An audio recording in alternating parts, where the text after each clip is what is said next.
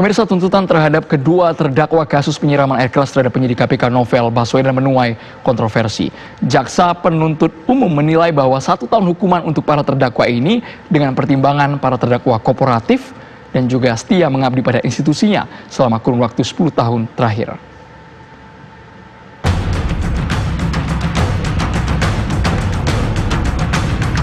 Kasus penyiraman air keras terhadap penyidik Komisi Pemberantasan Korupsi Novel Baswedan kembali riuh dengan kontroversi.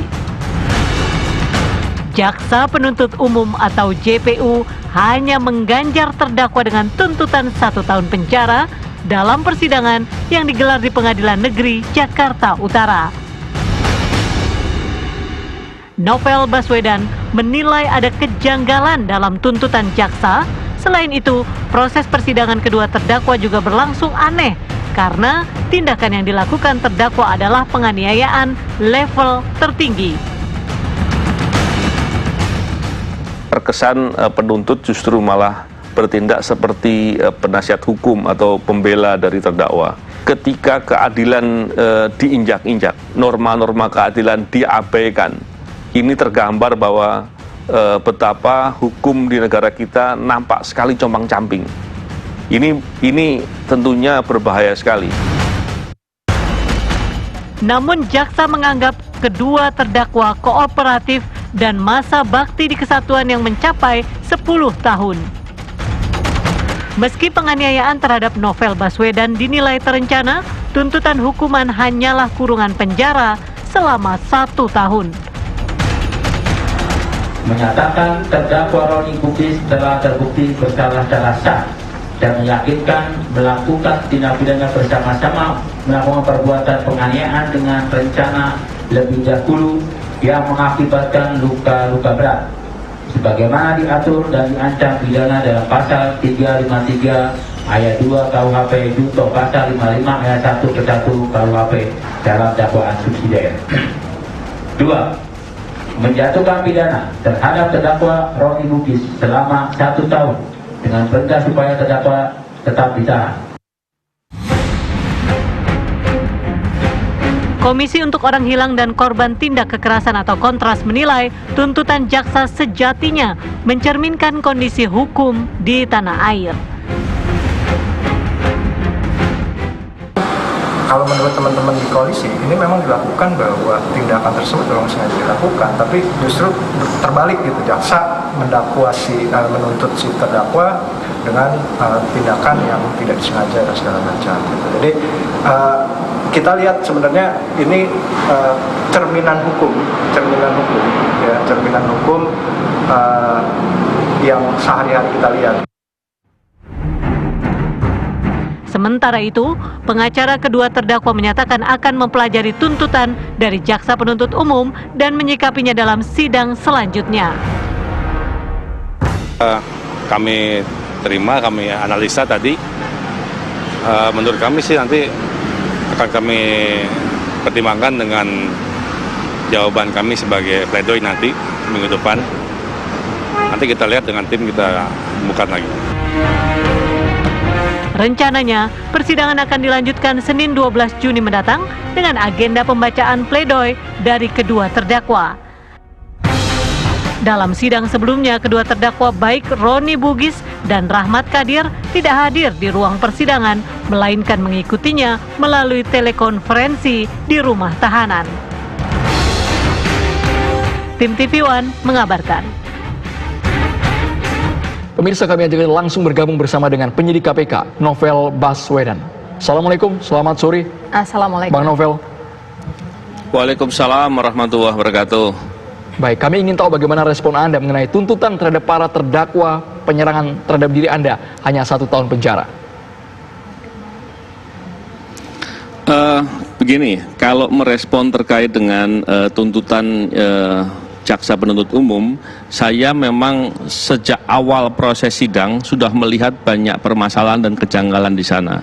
Sehingga ketika ternyata respon dari penuntut adalah dengan memberikan tuntutan 1 tahun, ditambah dengan narasi tuntutan yaitu terkait dengan perbuatan pasal 353, Maka saya melihat di situ ada hal yang tadinya memang sudah saya duga dan terjadi benar. Dan memang sudah saya perkirakan sehingga sejak awal setiap proses ada kejanggalan di setiap ada kejanggalan di setiap proses. Saya bersama dengan kuasa hukum dan koalisi sipil selalu menyampaikan ke publik agar bisa diperhatikan dan dikritisi dan dipantau. Dan ternyata apa yang dikhawatirkan terjadi. Soal tadi yang dikatakan adanya tuntutan 1 tahun terhadap kedua terdakwa ini, saya ingin menggambarkan begini. Serangan kepada saya itu adalah serangan penganiayaan yang levelnya lengkap. Mulai dari perbuatan itu terencana, perbuatan itu adalah penganiayaan berat dan akibatnya luka berat dan dilakukan terhadap penegak hukum. Dan ini adalah pemberatan. Harusnya itu menjadi hal yang paling serius. Ketika penganiayaan dengan level yang paling serius dituntut hanya 1 tahun, tentu ini suatu masalah yang serius dalam hukum kita. Ketika saya tadi mendengar bahwa salah satu yang dijadikan pertimbangan adalah terdakwa ini mengabdi ke institusi Polri dan seterusnya, seharusnya ketika sebagai anggota Polri dia harus memahami bahwa tidak boleh melanggar hukum, tidak boleh melakukan kejahatan, dan itu seharusnya menjadi pemberatan bukan menjadi meringankan. Apalagi dilakukannya terhadap aparatur yang bekerja untuk memberantas korupsi. Jelas korupsi menjadi hal yang serius di negara kita. Ketika penyerangan dilakukan terhadap aparatur yang bekerja memberantas korupsi, maka seharusnya kesalahannya itu berlipat, bukan terus menjadi didiskon. Apakah menyerang aparatur yang memberantas korupsi adalah suatu prestasi atau sebagai pahlawan? Tentunya bukan, kan? Begitu, Mas. Bang Novel, tadi Bang Novel menjelaskan selama mengikuti persidangan banyak sekali yang janggal. Apa saja yang janggal sehingga Bang Novel juga menyebutkan bahwa hukum kita ini compang-camping? Ya, begini. Saya mulai sejak awal ketika kedua terdakwa yang waktu itu tersangka ditangkap atau menyerahkan diri. Saya tidak tahu mana yang betul. Pada saat itu saya bertanya kepada penyidik, apa alat bukti atau hal yang mendasari penyidik meyakini bahwa kedua orang itu adalah pelakunya.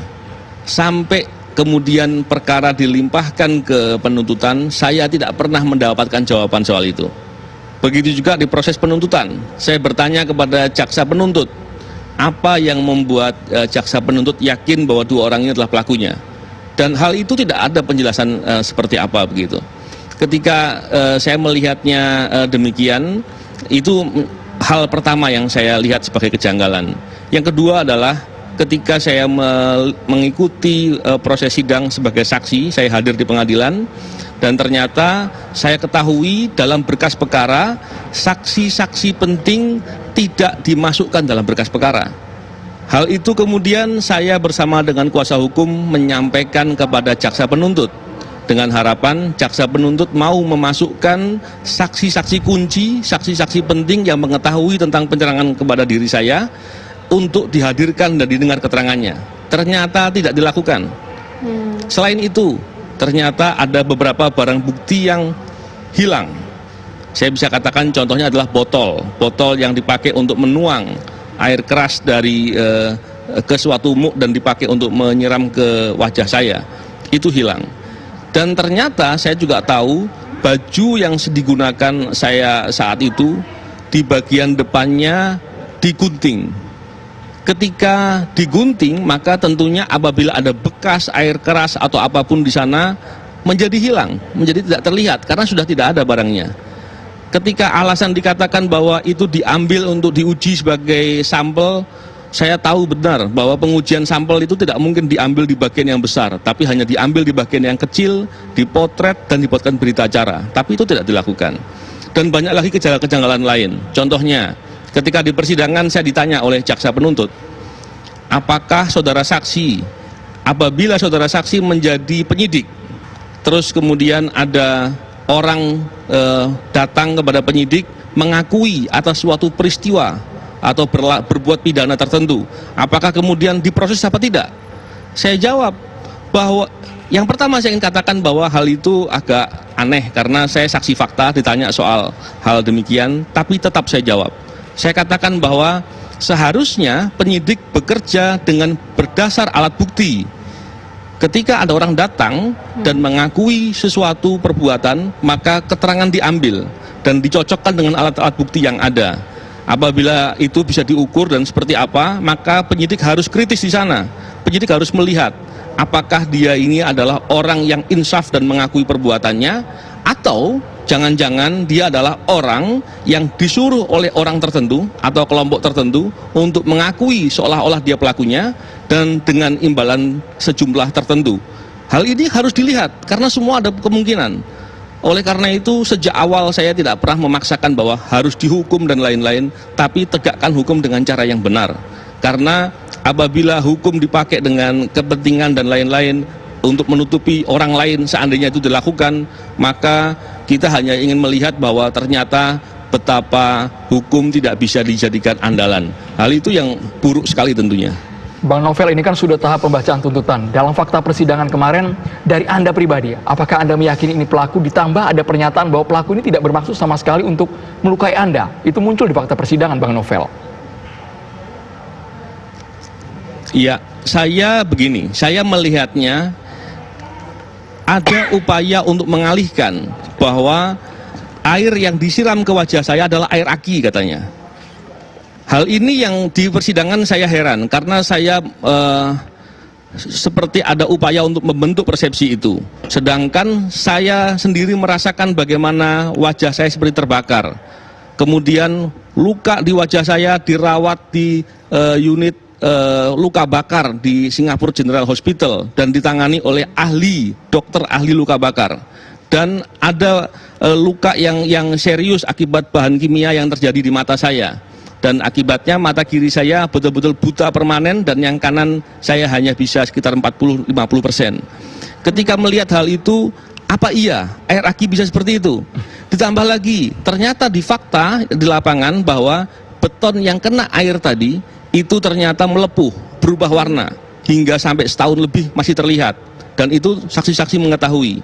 Ditambah lagi, saksi-saksi yang mengamankan atau menepikan sisa air keras yang ada di media tempat penyiraman kepada saya, mereka mencium baunya sangat menyengat.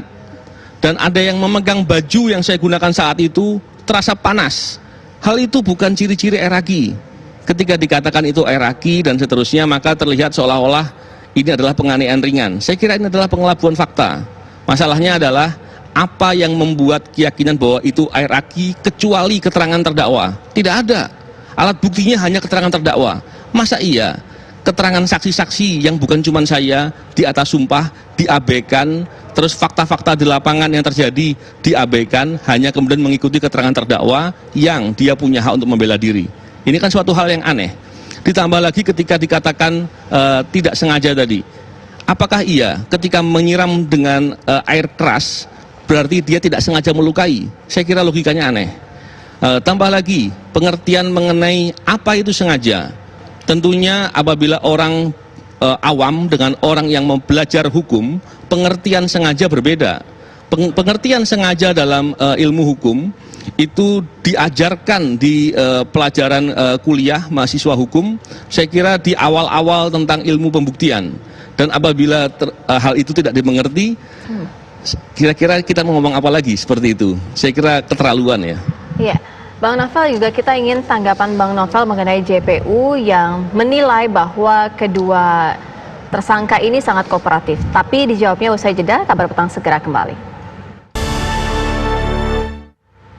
Anda kembali di Kabar Petang, kita lanjutkan dialog dengan Novel Baswedan. Bang Novel, pertanyaan saya tadi, kenapa JPU ini sangat ringan menuntutnya? Seakan-akan atau paling tidak memang sangat memberatkan posisi Bang Novel. Begini, yang pertama saya ingin jelaskan bahwa sejak awal saya diserang, saya katakan bahwa saya maafkan pelaku. Saya menerima apa yang terjadi kepada diri saya agar saya bisa bekerja dengan benar-benar. Karena saya khawatir ketika proses berjalan dengan bermasalah, maka akan menjadi tekanan psikis buat saya. Tapi pertanyaannya adalah kenapa kok kemudian dituntut ringan? Ini sebenarnya sudah banyak mendapat informasi Bahkan ketika keluar dari ruang sidang, ketika saya doorstop dengan media, ada salah seorang awak media yang sudah memberitahu saya, Pak Novel, ini nanti sanksinya sekian. Saya sudah diberitahu bahwa akan seperti itu. Saya heran kenapa kok bisa begitu, dan memang saya sudah melihat kok ada hal yang janggal begitu. Begitu juga dengan fakta yang saya lihat di di ruang sidang. Ketika di ruang sidang itu arahnya mengarahkan hanya untuk mengikuti keterangan dari terdakwa bahwa air yang dipakai adalah air aki. Itu menurut saya justru terlihat sekali bahwa arahnya akan diringankan. Begitu juga dengan ketika di persidangan, proses yang diperiksa itu hanya ketika saya diserang sampai dan seterusnya.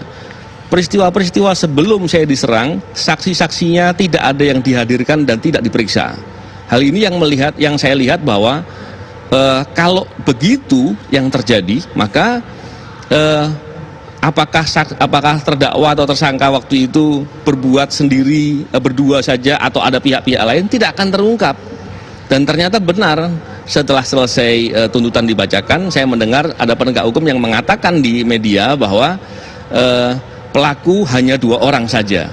Hal ini yang saya lihat semakin banyak kejanggalan, dan memang ada upaya-upaya yang setidak-tidaknya saya lihat upaya-upaya untuk membuat proses itu seringan mungkin. Bang Dan Novel, ini yang ada tidak tekanan terhadap JPU?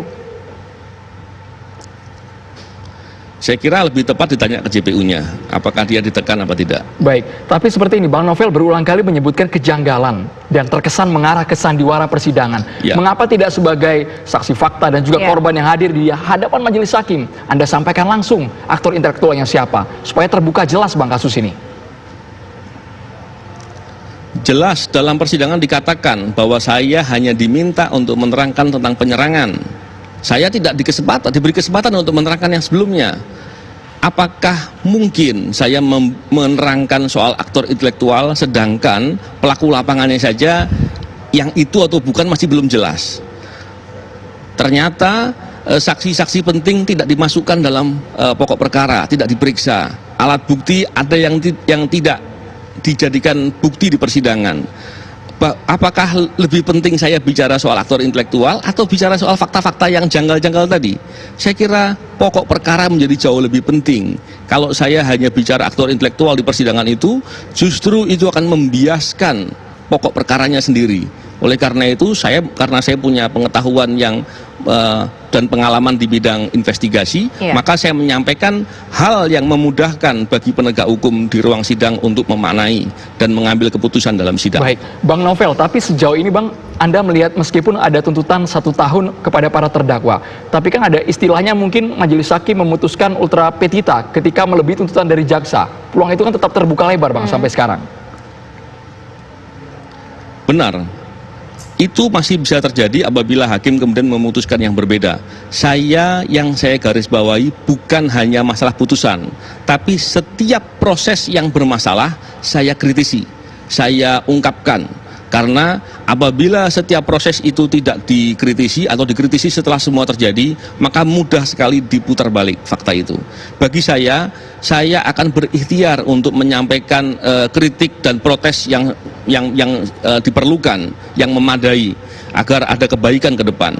Tetapi apabila ternyata ke depan fakta yang terjadi, vonis diberikan dengan tidak mengikuti rasa keadilan, bagi saya penting adalah saya telah berikhtiar untuk berbuat.